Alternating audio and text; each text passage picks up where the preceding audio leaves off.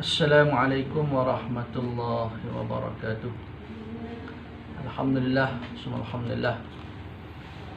Pertama dan selamanya marilah sama-sama kita mengucapkan setinggi-tinggi kesyukuran kita kehadrat Allah Subhanahu Wa Taala, kerana dengan limpah taufik, hidayah, inayah daripada Allah, pada malam ini dapat bersama-sama kita menunaikan solat fardu maghrib.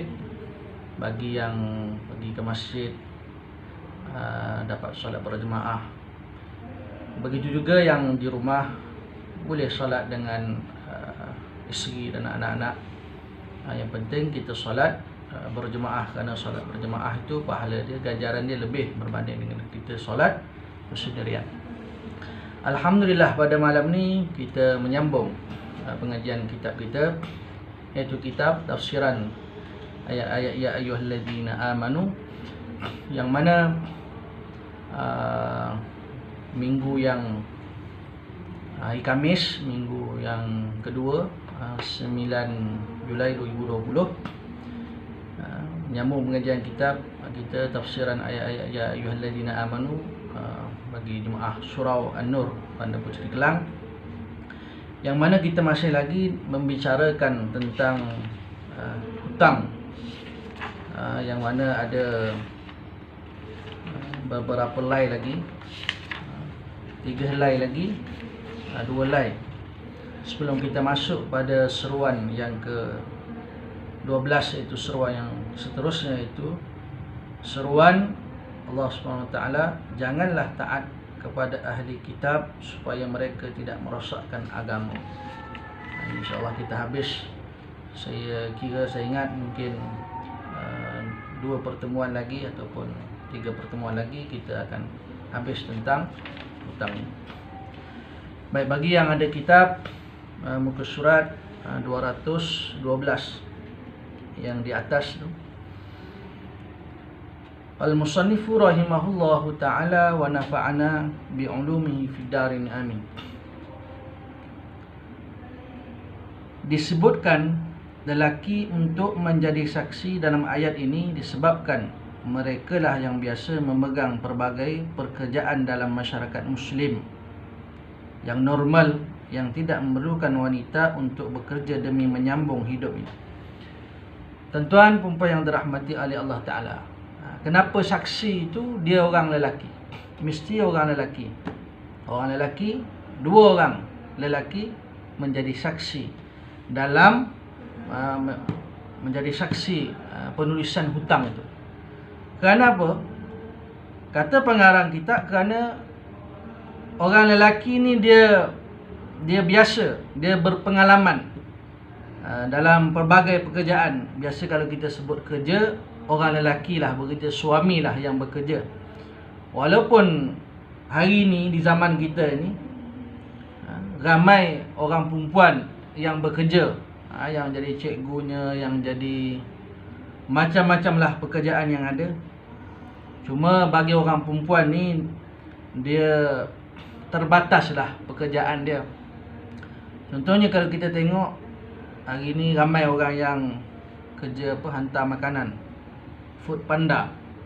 Ada orang perempuan. Kalau kita tengok orang perempuan yang bawa motor hantar food panda tu, kita 2 kali, sekali, 2 kali, 3 kali tengok, perempuan.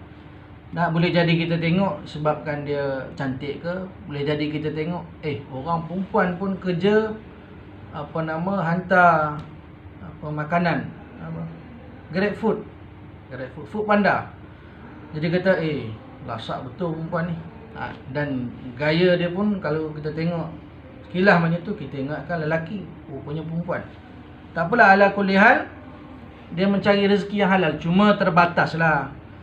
Dari segi aurat dia, orang lelaki kalau pakai seluar, naik atas motor, dia duduk tak ada masalah. Tapi orang perempuan, dia nak naik atas motor, dia pakaian dia seluar, menampakkan tubuh badan dia, semua itu Islam ni dia ambil kira semua. Maknanya bukan kata tak boleh, haram sama sekali orang perempuan bekerja. Cuma bila mana dia bekerja, dia terbatas dari segi aurat dia, tubuh badan dia, bentuk tubuh, suara dia. Malah orang perempuan ni kalau dia pakai perfume, minyak wangi berlebihan, tak boleh. Dia pakai minyak wangi, dia sembuh bukan sekali, dua. Dia sembuh tu dalam hati dia, dia dah ada niat, aku pakai supaya semua orang lelaki yang berselisih dengan aku bau wangi. Orang perempuan, dia masuk tandas, dia dah ada dalam handbag dia, dia dah bawa minyak wangi dia. Tandas pun dia sembuh, dekat badan dia pun dia sembuh.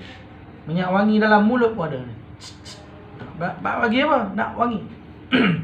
Jadi kenapa orang lelaki tu jadi saksi? Kerana orang lelaki ni dia kebiasaannya yang bekerja ni orang lelaki. Kalau kita tengok orang Arab lah, orang Arab lelaki bekerja. Jadi yang perempuan, isteri ni di rumah. Walaupun kita tengok di Arab Saudi hari ni pun ramai dah perempuan yang bekerja.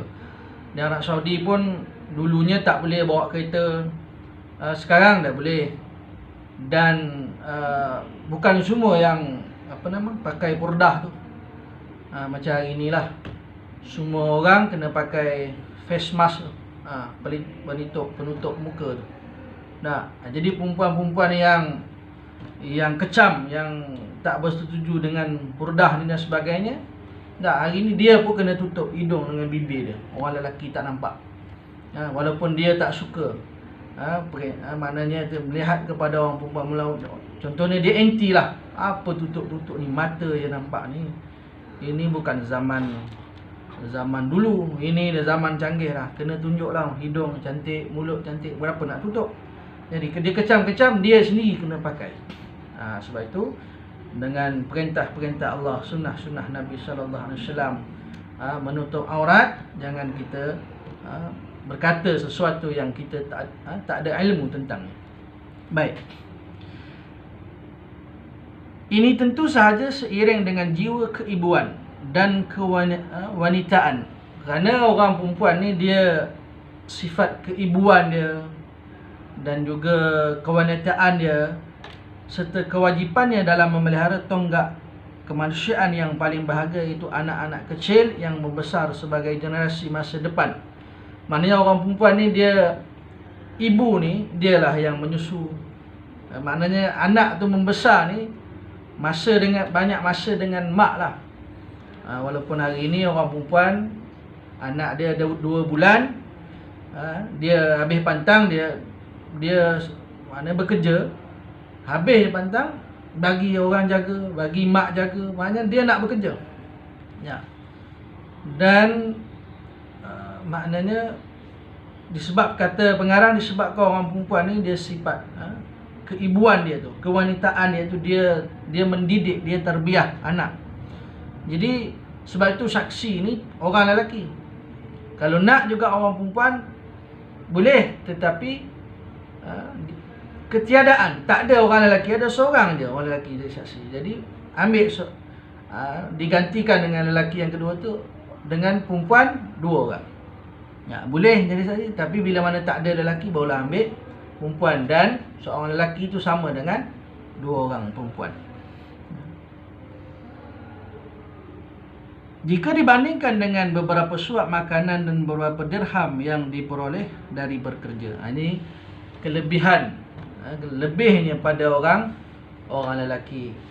Jadi kita sebagai suami ni, kita jangan cepat, orang kata apa, bila mana kita rasa, kita dengar maknanya tentang perempuan, isteri ni tak perlu bekerja. Jangan pula tuan-tuan, kita tiba-tiba cakap pada isteri kita, saya nak awak berhenti kerja, duduk rumah jaga anak. Jadi sebelum kita nak cakap macam tu, sebelum kita nak bagi tahu isteri kita, suruh dia berhenti kerja, duduk di rumah, kita tengok terlebih dahululah pendapatan kita, income kita. Kita kena ambil kira semua. Kita kena ambil kira semua komitmen kita sebulan berapa, mampu tak. Contohnya bila mana komitmen kita dah berkurang, banyak dah hutang-hutang dah habis bayar dan sebagainya, kita rasa kalau kita kira-kira cukup. Kalau suami seorang je bekerja, isteri tak bekerja, jadi cukup Okay, tak apalah. Maknanya jangan buat keputusan. Maknanya kita seorang buat keputusan tak boleh. Kita kena ambil kira. Tanya isteri terlebih dahulu. Isteri tanya suami, berbincang, musyawarah. Kerana wasyawirhum fil amr. Ini perintah Allah SWT, mesyuarat. Kerana baginda Nabi SAW pun dia bertanya kepada para sahabat radhiyallahu anhu ajma'in. Tanya pendapat kamu apa, pendapat kamu apa. Bila bawa bermuzakarah, mesyuarah ni, insya-Allah Allah Ta'ala akan berikan suatu keputusan yang terbaik. Banyak selawat kepada Rasulullah sallallahu alaihi wasallam. Maknanya dalam perbincangan itu, dalam mesyuarat itu, pastikan mengikut adab-adabnya. Ikut adab dia. Bukan maknanya dalam perbincangan mesyuarat itu ada rasa diri yang paling baik ataupun pendapat orang dia tolak bulat-bulat. Sebab itu berbincanglah suami isteri ni. Bila suami merasakan dia mampu, isteri tak payah bekerja kerana dia dengar ustaz ceramah kata isteri tempat dia di rumah. Nama pun orang rumah di rumah. Sebelum dia suruh isteri dia berhenti, dia terlebih dahulu tengok dulu dia punya kemampuan dia. Kalau dia mampu, bincang elok-elok dengan isteri, perbincangan mesyuarat yang tak perlu kepada perselisihan, pergaduhan, tak saling meremehkan, merendahkan antara satu dengan yang lain, insya-Allah dapat keputusan yang baik, insya-Allah. Solat istikharah, minta petunjuk daripada Allah SWT. Baik. Maka orang lelaki itu lebih daripada orang perempuan. Ada segi ingatan dia pun lebih orang lelaki. Orang lelaki seorang dah cukup. Orang perempuan kena 2 orang. Takut dia lupa dan sebagainya. Baik, ketika tidak bertemu 2 orang lelaki, maka dibolehkan seorang lelaki dengan 2 orang wanita. Ini kita dah sebut banyak kali dah tuan-tuan. Saksi lelaki seorang. Kalau nak ambil saksi perempuan kena 2 orang. Lelaki seorang sudah mencukupi, manakala perempuan 2 orang. Akan tetapi mengapa harus 2 orang wanita? Kata pengarang, kenapa Allah Subhanahu wa taala berfirman dalam Quranul Karim tentang saksi orang perempuan mesti 2 orang. Kenapa? Petikan ayat berikutnya memberi alasan supaya jika seorang lupa dari saksi-saksi perempuan yang berdua itu, maka dapat diingatkan oleh yang seorang lelaki. Perempuan yang pertama ni dia lupa. Ingatan dia lemah dan sebagainya, dia lupa. Jadi adanya kawan dia seorang lagi bagi tahu, bukan macam itulah, macam ni lah. Diingatkan balik. Maknanya dari segi ingatan, memori itu, orang perempuan dia lemah berbanding dengan orang lelaki. Baik, kata pengarang lagi, lupa orang perempuan ni dia mesti 2 orang berbanding dengan lelaki seorang cukup dah ingatan dia tu. Lupa yang dimaksudkan di sini boleh berlaku kerana berbagai-bagai sebab. Ada sebab lah lupanya orang perempuan ni.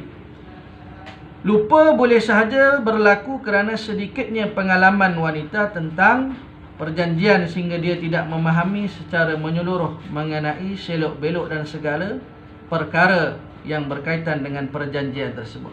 Jadi lupa ni yang dimaksudkan kata pengarang, boleh jadi orang perempuan ni tak ada pengalaman. Kebiasaannya orang yang skim yang menipu ni, dia dengan orang lelaki dia tak berapa berani sangat. Dengan orang perempuan dia berani. Sebab apa? Sebab orang perempuan dia ada sifat malu, dia ada sifat takut berbanding orang lelaki. Orang lelaki ni ada misai, bagi tebal sikit, muka bengis sikit. Orang tu datang nak jual produk apa benda ke, dia kata minta maaf saya tak nak. Dia tolak macam tu je. Tapi orang perempuan mungkin dia rayu, cik dengar kejap, puan kena 3-4 kali. Last kali isi borang lah, macam-macam lah. Jadi orang lelaki ni dia, muka dia pun orang tengok dah takut dah. Sebab itu tuan-tuan, kita muka ni kadang-kadang kena buat bengis juga. Kadang kita berhadapan dengan orang ni, kita tak tahu, ramai orang yang nak ambil kesempatan, ramai orang nipu macam-macam lah tuan-tuan hari ni. Jadi lemah lupanya orang perempuan ni, dia tak ada pengalaman. Dulu saya ingat adik saya, apa nama orang jual apa benda tu, belajar bahasa Inggeris, harganya mahal. Jadi dia kena tahan, cakap isi borang. Rupanya tiap-tiap bulan dia kena bayar berapa, tak tahu jumlahnya, mahal jugalah. Dapat dia orang lelaki, kena tahan. Orang lelaki cakap, bagilah nombor saya, apa-apa saya akan hubungilah. Ambil nombor, gompal-gompal, buang dalam tong sampah. Tak ada masa dah nak belajar bahasa Inggeris. Buat apa? Bahasa orang kafir. Tak? Bukan makna berdosa belajar bahasa Inggeris tu, tak. Dia nak cerita tu orang perempuan, dan mungkin dia tak ada pengalaman. Jadi dia ingatkan isi borang tu maknanya mungkin dapat free ke dan sebagainya. Wallahualam, dia tak tahu rupanya cecah ribuan untuk belajar bahasa Inggeris tu dia bagi tape, bagi CD lah, apa benda. Wallahualam tuan-tuan. Jadi disebabkan tidak ada pengalaman. Kalau mungkin orang Arab, India, Pakistan, mana ni yang jenis cemburu buta ni tuan-tuan, dia tak, isteri dia tu tak boleh nampak apa melainkan mata sahaja. Kalau isteri dia bersembang dengan lelaki lain, dia nampak ni cemburu buta. Jadi dia tak nak isteri dia ni bersembang pun tak boleh. Sampai tahap tu sekali. Jadi oleh kerana dia tak pernah ada urusan dengan orang luar ni, kena sekali dia ditipu. Itu lupa yang dimaksudkan oleh pengarang kitab. Maka dengan itu perkara ini boleh menganggap dengan adanya wanita lain yang boleh mengingatkan dan bekerjasama. Sebab itu orang perempuan, dia nak pergi mana, dia kena ada mahram, abang dia, ayah dia, suami dia, ataupun kawan dia. Hari ni orang perempuan pergi mana-mana seorang dia je. Pergi kerja balik pukul 10 malam, 11 malam. Kerja sogo, kerja jalan cari rezeki ni. Balik malam-malam. Kalau orang ragut, kalau orang colik, tuan-tuan, macam-macam benda berlaku. Jadi kena berhati-hati. Sebab tu orang perempuan kalau nak ke mana, carilah kawan. Maknanya biar berdua. Kalau seorang ni dia tak ada nak buat apa. Kalau dua orang, seorang kena cekik, seorang dah lagi ambil batu kayu, pukul kepala perompak, peragut dan sebagainya. Tak apa, orang perempuan hari ni kena ada juga belajar sikit lah silat apa-apalah tuan-tuan, ataupun beli penyembuh pemedih mata ke sebagainya. Maka orang perempuan ni kan, disebabkan lemah dia tu, dia mesti dua orang. Dia bekerjasama, dia saling tolong menolong. Jadi dalam masalah ingatan ni, wanita ni, bila mana seorang lupa, seorang lagi dia mengingatkan semua perkara yang berkaitan dengan perjanjian itu. Baik, selain itu sifat lupa boleh berlaku kerana sifat emosional. Emosi. Orang perempuan dia emosi, tak macam orang lelaki. Wanita itu sendiri, emosional wanita itu sendiri disebabkan oleh tugas keibuan mereka. Contohnya, orang perempuan dia ada anak kecil lagi, menyusu, tengah malam anak menangis, anak berak, anak kencing, nak buat bubur anak dan sebagainya. Orang lelaki bukan semua benda dia buat. Ada benda dia boleh buat suami, tapi dia tak nak buat. Contohnya mandikan anak. Anak dah 3, 4, 5 dah anak, 6 dah. Tak reti-reti juga mandikan anak. Apa sebab? Dia tak nak. Payahlah pegang, jadi tekuk dia terseliuh lah, sabun licin dah jatuh anak lah, macam-macam. Sebenarnya dia sendiri tak nak. Jadi oleh kerana suami tu tak nak buat, semua isteri nak kena buat, jadi dia emosi. Mungkin dengan rumah bersepahnya, mungkin dengan perangai suami yang tak memujuk dan sebagainya. Maka kata pengarang, disebabkan emosi, perasaan perempuan itu boleh juga menyebabkan dia ini menjadi lupa. Baik yang bersifat Ini disebabkan oleh tugas keibuan mereka, baik yang bersifat organik maupun biologi, yang secara otomatik telah mengambil tenaga orang perempuan ini. Dia menguruskan diri dia, menguruskan anak dia. Kadang-kadang orang perempuan ni dalam kepala dia macam-macam, jadi menyebabkan dia ni, tenaga dia ni berkurang, menjadikan dia emosi. Itu menyebabkan dia lupa. Mendorong wanita untuk menjadi lebih peka dalam memenuhi keperluan anaknya dengan segera dan penting, tidak memerlukan pemikiran yang perah. Inilah keistimewaan yang diberikan kepada wanita dan kanak-kanak. Ini keistimewaan, kelebihan kepada orang perempuan. Orang perempuan ni tuan-tuan, Masya Allah, Allah Ta'ala memuliakan, meninggikan martabat orang perempuan. Orang perempuan kalau kita tengok, orang perempuan dia ada keuzuran, uzur. Datang bulan contohnya. Datang bulan, kita tengok dia sakit perut lah, dia emosi dia tak stabil dan sebagainya. Yang boleh anak pula dengan anaknya dan sebagainya, nampak letih.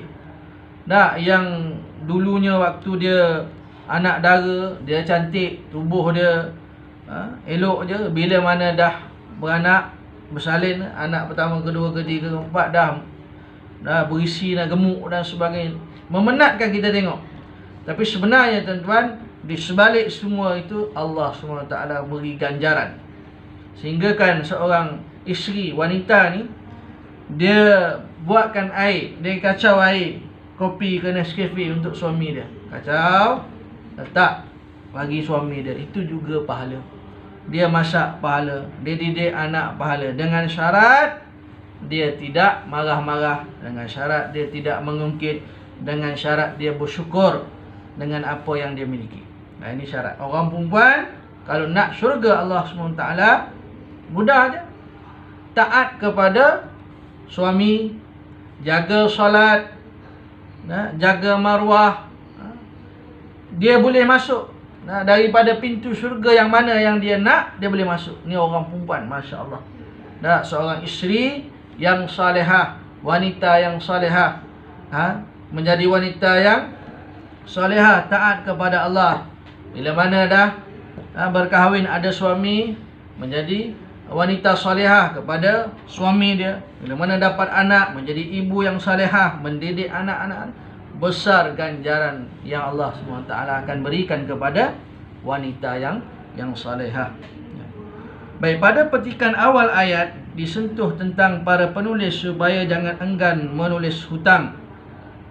Pada awal disebut, kalau berhutang jangan kita tak nak tulis, kena tulis hutang tersebut. Sedangkan dalam petikan ayat berikut, objek seruan ditujukan kepada para saksi supaya jangan menolak memberi saksi keterangan.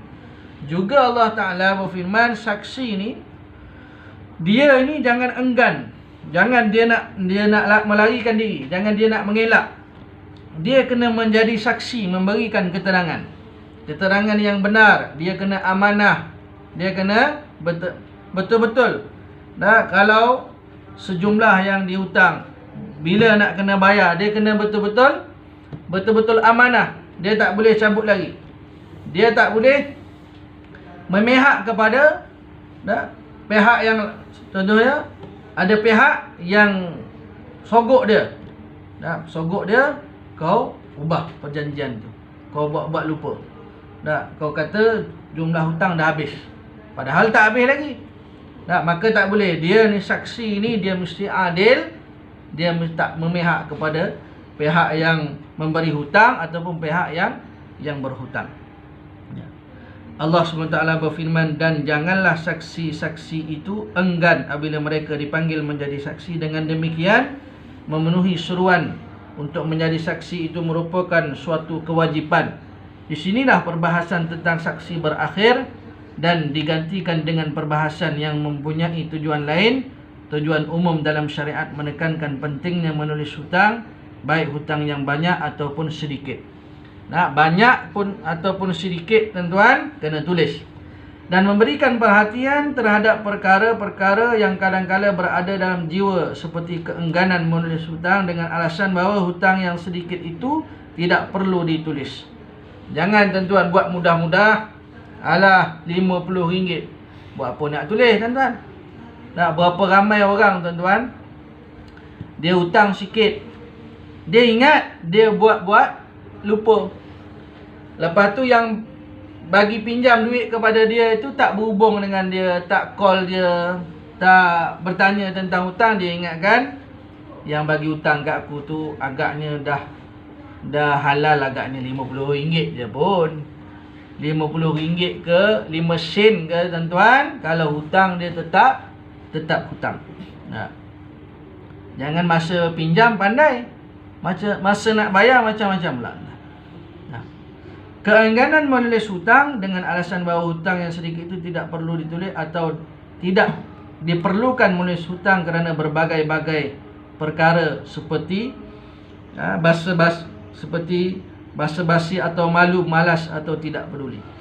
Allah SWT memberikan alasan yang tegas mengenai kewajipan menulis hutang dengan alasan menyentuh kalbu dan bersifat praktikal dalam firman-Nya. Dan janganlah kamu jemu menulis perkara hutang yang bertempuh masanya itu. Allah Ta'ala berfirman, jangan jemu. Jangan mana kata, dah malas lah nak nulis hutang, tak payahlah. Kita kawan lama, kita saudara, kita kawan lama. Kau macam tak kenal aku, kau macam apa, tak percaya. Takkan tak percaya, kita dah kenal lama. Tak boleh tuan-tuan, kenal ke tak kenal ke, saudara ke, bukan saudara ke, tulis. Benda tu tulis. Ini perintah Allah Subhanahu Wa Ta'ala. Allah Ta'ala firman, jangan jemu, tulis. Sama ada kecil atau besar jumlah ni, yang demikian tu lebih adil di sisi Allah SWT. Lebih adil di sisi Allah. Maknanya tuan-tuan, Allah Ta'ala sandarkan kepada dia. Sandarkan kepada Allah SWT, iaitu kena tulis. Bila mana sesama manusia ni berhutang, kena tulis, kerana ianya lebih adil di sisi Allah dan lebih membetulkan, menguatkan keterangan saksi, dan juga lebih hampir kepada tidak menimbulkan keraguan. Nak elak keraguan. Jadi macam mana tuan-tuan kalau tak ada hitam putih? Ragulah. Macam kita buat pinjaman, kita pergi dekat bank ke manalah tempat kita pinjam tu, kita kata kat dia, saya nak penyata rekod bayaran saya. Jadi dia cetak yang 3 tahun punya keluar. Kita tengok balance, banyak lagi balance ni, kita kali balik. Bulan pertama kita bayar 3 tahun, jumlah, saya bayar dah lebih ni. Jadi di situ dalil, maknanya kita nak rujuk di mana? Rujuk pada penyata itu. Dan saya ingat hari ni dalam perjanjian beli rumah, beli kereta ni, tak ada pula 2 saksi masa kita sign tu. Nak beli rumah pinjam bank, nak beli kereta pinjam bank, sign je. Seronok dah dapat kereta, sign je. Sign. Lepas tu kereta dah 5 tahun, 6 tahun dah buruk. Nak beli kereta baru pula.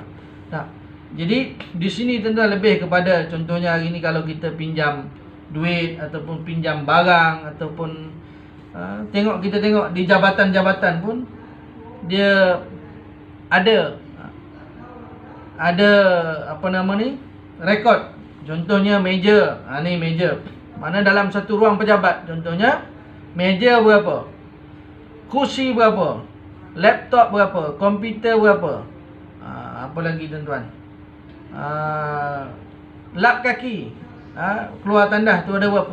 Tulis. Sebab apa? Bila mana tak tulis, ada seorang staff ambil buat balik rumah. Buat balik rumah, tak tahu satu kursi rupanya dah bawa balik. Haram ambil hak. Jadi tertulis. Jadi hak siapa itu? Kerajaan Malaysia. Kerajaan Malaysia. Tukar staff lain, tukar kerajaan lain, orang lain pula, menterinya tukar, orang lain pula. Dia tetap hak kerajaan Malaysia, hak Kementerian Kesihatan, hak apalah, jabatan apalah pun. Di mana rujukannya? Tulis. Sebelum ni kita dah baca tentang Nabi Adam AS. Ketika mana nak dicabut nyawa dia, boleh pula dia kata, nyawa aku panjang lagi, dia kata. Jadi Allah SWT bawa, ada tertulis perjanjian itu, yang tertulis di situ yang dipanjangkan umur ni bukan kamu wahai Nabi Adam AS. Nabi lain, Nabi yang lain, bukan kamu. Maka rujuk pada situ, oh bukan saya rupanya panjang. Kerana Nabi Adam kata saya umur panjang lagi, kerana saya pernah minta dipanjangkan umur saya. Jadi Allah Ta'ala bawa hitam putih tu, wallahu alam bagaimana lembaran surat yang dibawa itu kepada Nabi Adam SAW. Tengok, bukan kamu yang dipanjangkan umur, Nabi yang lain yang dipanjangkan umur itu. Baik, janganlah kamu semua berputus asa, kerana Allah Ta'ala maha mengetahui gerak emosi jiwa manusia ketika merasa adanya suatu beban pekerjaan yang lebih besar nilainya. Allah SWT berfirman, yang demikian itu lebih adil di sisi Allah Subhanahu Wa Taala, itulah yang lebih utama. Oleh itu, saksi bukti atau atas sesuatu yang tertulis itu lebih utama daripada saksi bukti lisan yang hanya berpegang kepada kekuatan ingatan semata-mata. Jadi tuan-tuan, jangan kita harap kepada ingatan kita semata-mata. Kalau kita berhutang tuan-tuan, barang ke duit ke, tempoh masa sehari, sebulan, mungkin masih ingat. Kalau dah setahun dah tak ingat lah. Setahun, 2 tahun, 3 tahun, bertahun-tahun tak ingat. Jadi apa yang kita nak, kekuatan ingatan kita ni tak kuat sangat. Jadi kita tulis surat perjanjian itu, kita photostat lebih. Maknanya tuan-tuan yang dimuliakan oleh Allah, ini semua tuan-tuan, Allah SWT nak kita sebagai hamba-Nya tu jaga perkara-perkara ini. Allah SWT tuan-tuan dalam Al-Quranul Karim, Allah SWT ini seru kita. Allah Ta'ala perintahkan kita, wahai orang-orang yang beriman, lakukanlah, buatlah, tinggalkanlah. Ada larangan, ada perintah Allah. Semua ni untuk apa? Untuk kebaikan kita. Kerana Allah SWT ni Dia maha mengetahui apa yang terbaik untuk hamba-hambanya. Kerana Dia yang menciptakan kita manusia semuanya. Saksi 2 orang lelaki atau 1 orang lelaki dan 2 orang wanita itu lebih kuat bagi suatu saksi bukti yang lebih tepat daripada saksi dari seorang lelaki sahaja atau saksi seorang lelaki dan seorang wanita kerana perkara itu.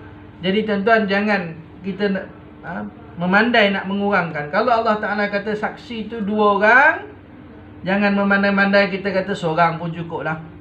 Ataupun Allah Ta'ala perintahkan saksi orang perempuan mesti 2 orang, lelaki cukup seorang, kita kata tak apalah perempuan seorang je. Tak boleh. Ini perintah Allah SWT, kena ikut.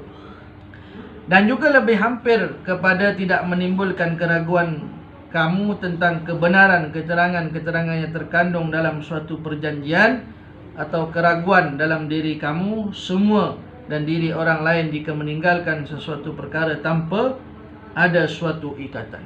Jadi tuan-tuan, banyaklah tuan-tuan yang dimuliakan oleh Allah Subhanahu Wa Taala tentang perjanjian, maknanya tentang hutang ni tuan-tuan, ada saksinya, ada penulisannya.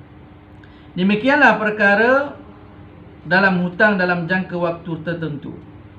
Adapun perniagaan tunai, maka perjanjian jual beli tersebut tidak diharuskan ditulis, namun cukup dengan saksi beberapa orang saksi untuk memudahkan proses jual beli yang selesai dalam waktu yang cepat dan akan selalu berulang pada masa yang relatif singkat.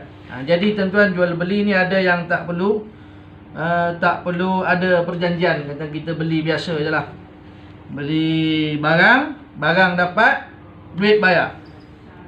Jadi dia bukan satu tempoh yang lama. Maknanya harga barang 100, barang dapat depan mata, duit terus bayar pada penjual. Pembeli dapat, penjual pun bayar.